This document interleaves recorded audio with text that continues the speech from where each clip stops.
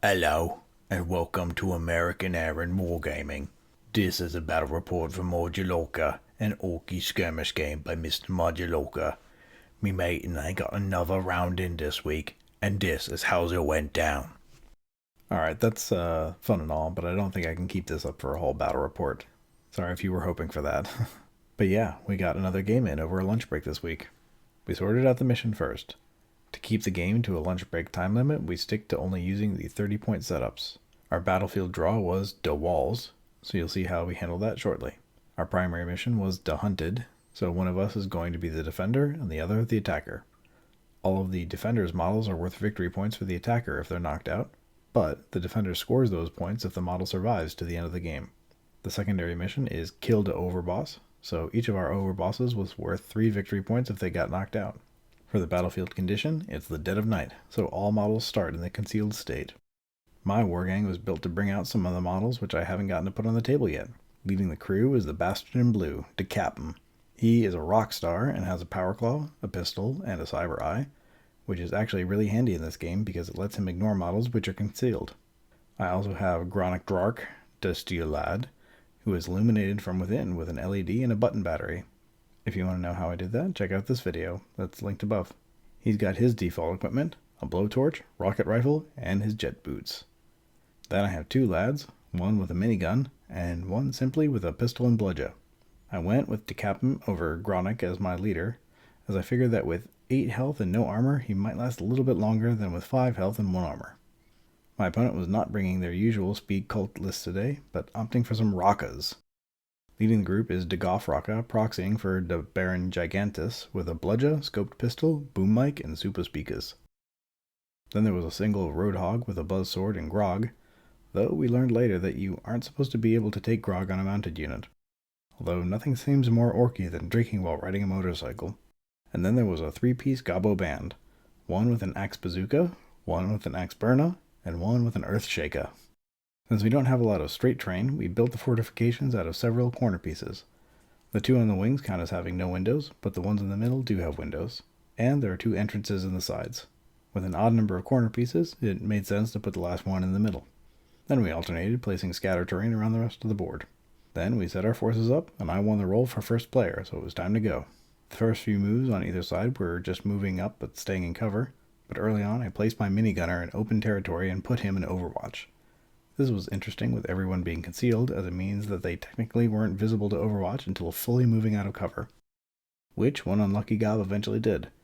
The second Overwatch shot got him and downed him, but he wasn't out yet.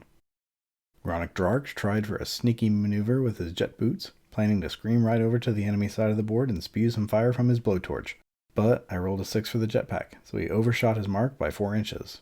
Fortunately, that didn't put me off the board. Though these jetpack rolls are really starting to become a bane for me. He tried to salvage the flub by at least shooting the gob with a bazooka axe, as that one can negate his armor. Fortunately, that one did hit and took the gob out. The Baron himself moved up to auto-revive the downed gob, then wheeled around and popped a shot off with a scoped pistol. Since he was still concealed, it did double damage. 4 damage is enough to kill off a normal lad, but fortunately the steel lad has armor. Still though, he took 3 damage and was left with 2. Ouch. And that was it for turn 1. 1 gob is down, but the steel lad is out of position and hurting. In turn 2, my opponent got to go first, although the rash roadhog is always going first. He rolled for his grog check, and failed, so he was automatically downed. We weren't entirely sure how to handle this, as mounted models become dismounted when they hit 0 HP, but that's not what happened here. It kind of explains the rules reason for why you can only have grog on foot. We decided to count him as down, but still on his bike. He'd zoned out at the handles, which seemed to make a kind of sense. Then the Earthshaker gob moved up and blasted the steel lad with some heavy base, which meant that the next attack coming in would negate his armor. Not good for him. My lad moved up and tried to coup de grace the downed roadhog, but missed. This is another rule we got wrong, as any attack targeting a downed model should automatically succeed, so I shouldn't have rolled for it. But it's been so rare that we've actually had models down but not out that we hadn't realized it before. Next up was the gob with the X-Flama, who moved up and let loose some pyrotechnics into the steel lad. Because of the distance he had to close, there was no way to not catch the Earthshaker gob in the flames as well.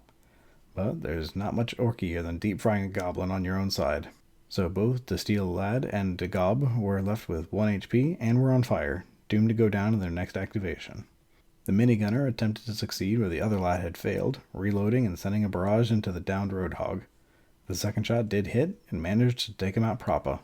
And then the steel lad was downed as well. The Kap'n moved up and took a shot at the Baron. His pistol shot was not being obscured by cover thanks to the cyba-eye. A hit got 2 damage onto Gigantus. The Baron was not one to take that lying down, so he moved up and popped a quick 2 damage back onto the Kap'n.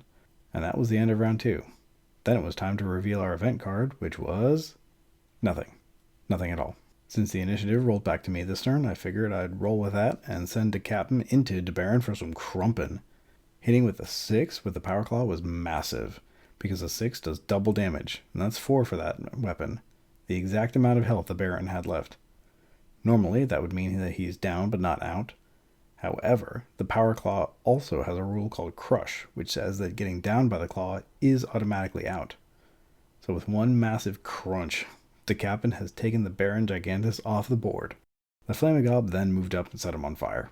However, my standard lad moved up and shot him down with another 6 on the shot. And it didn't really matter if the fragile gob was downed or out, because there was no one left to rally him. And with that, we had a full board wipe. It wasn't too surprising since both of the missions we got were kill focused. Talking about the game afterward, my opponent and I both agreed that the Rokka seemed to have a bit of a harder time with kill missions versus objective missions. They can use that power chord ability to mess around with enemies' positioning, but all their gear is so expensive that it doesn't leave enough room in the list for more bodies that can do damage. Still though, it was a fun game. It was really nice to get some models on the table which we haven't gotten to see yet. That's it for now. And don't forget, we's the best.